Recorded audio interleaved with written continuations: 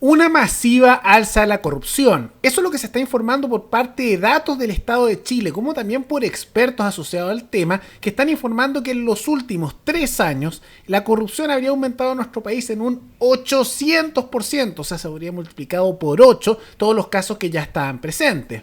Y aunque este número de casos de corrupción, que tiene un aumento masivo, sigue siendo menor en el total de corrupción que hay, por ejemplo, en otros países latinoamericanos o en otros sectores del mundo, lo que estamos viendo sí es una decadencia institucional enorme, con una corrupción galopante y que en muchos casos se está mirando a menos, tanto así que los sectores gubernamentales dicen, la corrupción se aumentó, pero como sigue siendo menos que otros países que están mucho peor, bananeros totales, no nos vamos a preocupar. Y es una situación sumamente preocupante que se da en medio de una decadencia institucional generalizada. Por lo cual, ahora, en los últimos días, se han anunciado nuevas investigaciones por parte de la Contralora de la República, Dorothy Pérez, ante nuevos escándalos que afectan, por supuesto, a corrupción en el Estado.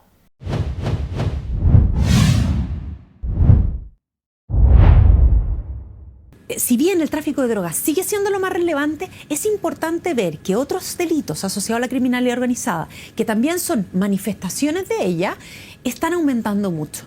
Y uno es la corrupción. La corrupción en los últimos 3 años ha aumentado más de un 800%. ¿Cómo entender esa corrupción? La corrupción siempre es un acto de corrupción por algún agente del gobierno que hace o hay un soborno, claro, o algún... Un agente del Estado o del gobierno, digamos, un representante de la institucionalidad. De la institucionalidad. Claro. Entonces, ¿qué es lo que pasa? La corrupción, me pueden decir, oye, pero estos números son muy bajos. Y efectivamente, son mucho más bajos. Uno habla de, voy a inventar, 250.000 y en contra de 3.000 números. Pero cuando tú ves una subida, un incremento tan pronunciado, y tú sabes que las etapas de instalación de la criminalidad organizada requiere de la corrupción y la penetración dentro del Estado, tú dices, acá hay que ponerle ojo, claro, y hay que levantar una señal de alerta. Ahora es una situación bastante preocupante y que ahí lo vieron. Casi que algunos lo mirarían en menos, pero es algo que debería preocuparnos a todos nosotros. Estamos viendo cómo Chile está pasando a ser un Estado bananero, en una decadencia sistemática, y que esto no puede seguir así, porque realmente es una situación gravísima. Y dentro de eso, dentro de toda esta corrupción que se está viendo, se han ido descubriendo una serie de nuevas situaciones, por decirlo, irregulares al interior del Estado. Una que golpea con fuerza también al gobierno es que se descubrió que en el Ministerio de Educación, ese mismo guiado por el militante del Partido Comunista Cataldo, que se están varios funcionarios por falsificar miles de certificados para dar licencias de conducir a favor de extranjeros, todo en medio también de entregas de irregularidades a nivel de dinero. Ahora, muchos de estos quedaron presos y hay 4 imputados que fueron detenidos por esta situación, pero de todas maneras, dentro de estos había 2 que eran funcionarios del Ministerio de Educación, que esto es un problema porque muestra la decadencia de las instituciones públicas, especialmente al interior del gobierno. Y no es lo único que se ha estado investigando también, como consecuencia de toda esta decadencia. La Contralora de la República, Dorothy Pérez, anunció una serie de investigaciones contra el Estado en distintas áreas, en particular por el uso irregular de las llamadas viviendas fiscales, que son viviendas que se entregan a beneficio de ciertos funcionarios estatales, pero que supone que no pueden estar así recibiéndolas solo para después arrendarla y así tener un enriquecimiento con la situación, ¿no? ¿Por qué? Porque se descubrió que asociado al Ministerio de Bienes Nacionales, como también a lo que es el Ejército, se descubrieron que se habían entregado a funcionarios públicos asociados a esas áreas una serie de viviendas fiscales. ¿Y saben qué es lo que se descubrió?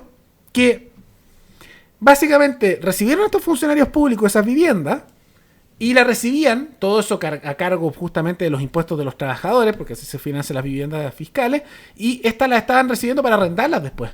Entonces básicamente era como un traspaso de propiedad a costa de todos nosotros, que es una situación bien grave, bien irregular, y que es el caso simplemente más reciente que por decisión de la Contralora Dorothy Pérez finalmente se está viendo. Ahora hay que decir que Dorothy Pérez ha hecho un trabajo fenomenal en estas áreas. Hay que decir que la corrupción que estamos viendo a nivel generalizado en nuestro país lamentablemente va al alza, no va a la baja, y aunque Dorothy Pérez haga un gran trabajo y hay que destacarlo, no es suficiente. Digamos que ella está haciendo un esfuerzo sobrehumano, dirían algunos, pero que en realidad está dando en distintas áreas, pero que no abarca la gran decadencia que estamos viendo a nivel institucional. Porque, por ejemplo, ahora son casos en bienes nacionales, en ministerio, como también en el ejército, de irregularidades, es corrupción. Hemos visto también que habrá casos de corrupción en el Ministerio de Educación. Vemos también cómo la corrupción se ha disparado a nivel nacional, y aunque Dorothy Pérez luche contra esta corrupción, no basta, porque es demasiado sistematizado. Ha habido un aumento de corrupción en las municipalidades que están podridas de izquierda y derecha. Vemos también como con la gran cantidad de burocracia y ministerios que se han creado, han habido cada vez más casos de robos, de abusos. Tuvieron los casos de fundaciones.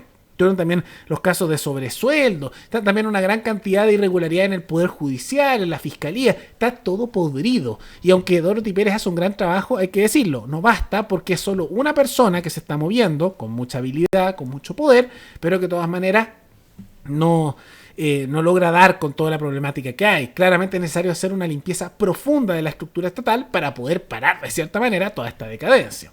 Y dentro de todos estos reveses que han golpeado al gobierno, porque todo esto ha ocurrido con la administración actual, y estos datos que en los últimos 3 años se ha multiplicado por 8, más de un 800%, ¿no? De aumento de la corrupción, que deja muy mal al gobierno y el legado nefasto que está dejando Boric, también han tenido un revés importante a nivel político, pero que se vincula con este tema de la corrupción. Porque recordemos que en el Congreso están impulsando esto de eliminar el secreto bancario. Ahora esto es preocupante. ¿Por qué? Porque tomando en cuenta la corrupción sistematizada que hay en el Estado chileno, la decadencia que vemos en el sistema y simultáneamente, no hay que dejarlo de lado, el hambre por dinero y poder de nuestros políticos, es muy preocupante la idea de que no haya ningún tipo de privacidad financiera y que cualquier funcionario estatal pueda acceder a todos los movimientos, los gastos y los datos financieros de cualquier ciudadano sin ningún tipo de orden judicial. Ahora, no es que actualmente no se pueda, se puede, pero solo si un juez te lo autoriza en un proceso que es bastante rápido y tiene que dar el funcionario público que lo solicita una razón de por qué quiere meterse a ver las cuentas bancarias de alguien. Y si es en un tema criminal, porque siempre se habla de los narcos en este caso, eso es su justificación suficiente y se lo dan rápidamente, no hay problema con eso. El argumento que se da muchas veces por los sectores oficialistas es que esto es para luchar contra el narcotráfico, como si no se pudiera hacer eso para criminales, y ya se puede siempre que esté justificado y es un proceso judicial bien rápido, y que incluso ha habido disposición transversal para hacerlo aún más rápido, pero con autorización judicial, que es lo que corresponde. Pero en realidad, esto es un proceso que se está impulsando de eliminar el secreto bancario, no tanto por la lucha contra el crimen, sino realmente para saber en qué está gastando la gente su plata y de esa manera poder cobrar más impuestos, más tributos. Ahora, con la corrupción desatada que vemos que no para de crecer y con estos últimos informes, es preocupante que se impulse eso. Afortunadamente, dentro de todos estos reveses del gobierno, acaban de sufrir hace poco, en los últimos días, una derrota importante también en el Congreso, porque todo parece indicar que se va a rechazar la propuesta para eliminar el secreto bancario. ¿Por qué? Porque se comenzó a votar en comisiones, como siempre pasa con estos proyectos que se vota primero en comisiones, después a nivel general, y sufrieron un rechazo de todas las indicaciones que había hecho el gobierno en la reforma de esto para eliminar el secreto bancario. En todas. Y todo eso parece indicar, por lo tanto, que como toda la oposición se puso de acuerdo, e incluso algunos sectores del centro y la centroizquierda también están rechazando lo que impulsa el gobierno, que esta idea de eliminar cualquier tipo de privacidad de los ciudadanos a nivel particular sobre sus cuentas bancarias y que al mismo tiempo los políticos y cualquier funcionario pueda acceder en cualquier momento sin pedir nada de eso, y eventualmente, con la corrupción que hay, que esos datos se puedan filtrar o que criminales los accedan, porque sabemos que el Estado está bien corrupto y al mismo tiempo tiene filtraciones todo el tiempo, todo parece indicar que se va a rechazar. Y eso es muy bueno, porque aquí hay una doble vertiente, una práctica. Con el nivel de decadencia que estamos viendo de corrupción sistemática en distintas áreas, no puedes permitirle a funcionarios estatales tantas facilidades. No se puede. Pero hay un tema moral de fondo. Incluso si nuestro Estado fuera el más brillante de todos, el más eficiente de todos y el más limpio de todos, tampoco habría que permitir esto. ¿Por qué?